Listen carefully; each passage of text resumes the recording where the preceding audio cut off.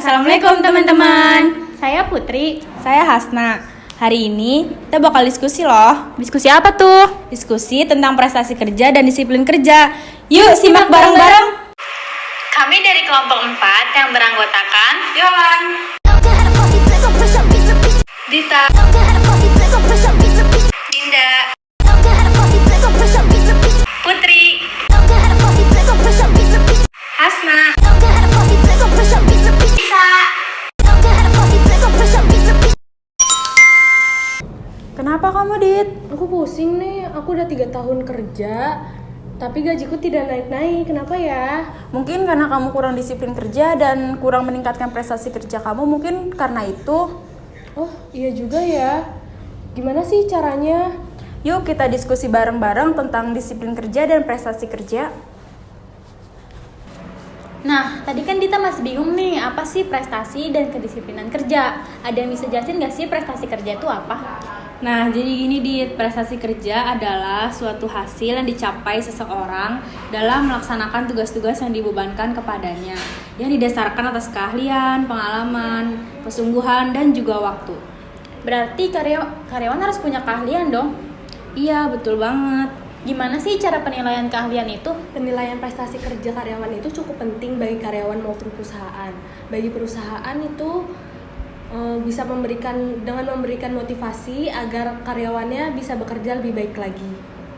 Nah, perusahaan kan udah memotivasi karyawan nih. Manfaatnya apa sih bagi perusahaan itu sendiri?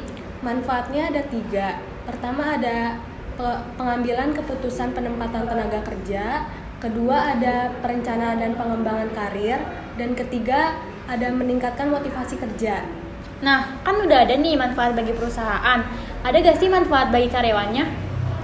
Ada dong, manfaat penilaian prestasi kerja bagi karyawan ada 3. Yang pertama, meningkatkan motivasi kerja. Yang kedua, meningkatkan kepuasan kerja. Dan yang ketiga, menjadi media ukur untuk kenaikan jabatan untuk karyawan tersebut. Ada nggak sih tujuan dari penilaian kerja itu? Ada nih tujuan penilaian prestasi kerja. Yang pertama itu untuk mengidentifikasi kelebihan atau kekurangan pegawai. Kedua, penetapan naik atau turunnya penghasilan pegawai. Dan yang ketiga itu untuk mengembangkan kecakapan serta meningkatkan motivasi kerja pegawai itu sendiri. Kan udah ada pengertian, manfaat, dan tujuan prestasi kerja. Ada nggak sih syarat prestasi kerja? Ada nih, ada 3. 1. Penilai harus jujur, adil, dan mempunyai wawasan yang luas tentang unsur-unsur yang dinilai. 2. Penilai harus menjelaskan pekerjaan yang ingin dinilainya. 3. Penilai harus mempunyai kewenangan formal supaya dapat menjelaskan pekerjaan dengan baik. Nah, ngomong-ngomong menjalankan tugas saya dengan baik, tahu PT Telkom nggak sih? Tahu. Nah, PT Telkom ini masuk ke dalam Forbes World Best Employer, tahu? Wah, keren banget. Dari yang saya baca, PT Telkom ini meningkatkan strategi karyawannya dengan value akhlak atau menanamkan akhlak dalam diri sendiri. Jadi karyawannya tuh tidak saling menjatuhkan untuk meningkatkan prestasinya, tapi dengan membantu rekan kerja seperti meningkatkan skill, menciptakan tantangan, selalu berpikir positif. Makanya perusahaan ini bisa on track dalam pekerjaannya. Nah, tadi kan kita jelasin nih, apa sih prestasi kerja? Pastinya Dita masih bingung dong, apa tuh kedisiplinan? Apa sih kedisiplinan kerja itu?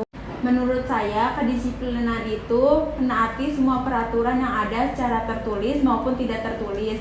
Jadi, kalau kita melanggar peraturan akan mendapat sanksi yang berlaku di perusahaan tersebut. Dita, mau tahu nggak sih macam-macam dari disiplin itu apa? Mau. Macam-macam disiplin itu ada 3. Yang pertama disiplin preventif, yaitu upaya untuk menggerakkan pegawai untuk mematuhi aturan-aturan yang sudah dibuat oleh perusahaan. Yang kedua, disiplin korektif. Disiplin korektif itu sama seperti disiplin preventif. Bedanya, disiplin korektif itu akan memberi sanksi kepada pegawai yang melanggar aturan tersebut. Yang ketiga, disiplin progresif. Disiplin progresif itu akan memberi sanksi yang lebih berat terhadap pelanggaran yang sudah berulang. Selain macam-macam disiplin tadi, ada juga nih faktor-faktor yang mempengaruhi kedisiplinan. Yang pertama itu besar kecilnya pemberian kompensasi, kedua, keberanian pimpinan dalam mengambil tindakan, dan yang ketiga itu ada tidaknya pengawasan pimpinan. Nah, selain dari faktor, ada juga beberapa komponen dalam disiplin. Apaan tuh? Yang pertama, ada kehadiran, yang kedua ada ketaatan pada peraturan kerja, yang ketiga ada kewaspadaan tinggi, dan yang terakhir ada bekerja secara etis.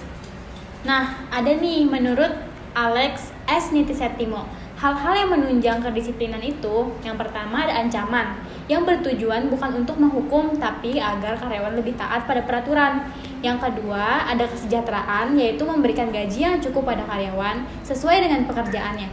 Yang ketiga ada ketegasan, jadi sebagai pimpinan harus memiliki ketegasan jika karyawannya melakukan kesalahan. Setelah diskusi tadi, saya ingin bertanya, apa sih keahlian dan pengalaman menurut kalian? Nah, menurut aku, keahlian itu adalah di mana kita pandai menguasai sesuatu dalam pekerjaan. Sedangkan pengalaman itu sendiri, Dit, di mana kita mempunyai skill yang pernah kita lakukan sebelumnya. Kesimpulannya, prestasi kerja dan kedisiplinan itu mempunyai hubungan yang erat karena semakin baik kedisiplinan karyawan, maka semakin meningkat prestasi kerja dalam perusahaan tersebut. Nah, contoh dari prestasi dan kedisiplinan itu bisa dengan meningkatkan skill, datang tepat waktu, dan on target. Gimana nih, Dit, tentang diskusi kita tadi? Oh iya, makasih ya udah ngajak aku diskusi bareng teman-teman kamu. Sama-sama. Semoga gaji kamu naik ya dan tidak pusing lagi. Ya. Nah, itu tadi pembahasan seputar prestasi dan disiplin kerja. Gimana? Seru kan? Seru! Oke, sekian. Terima kasih. Jangan lupa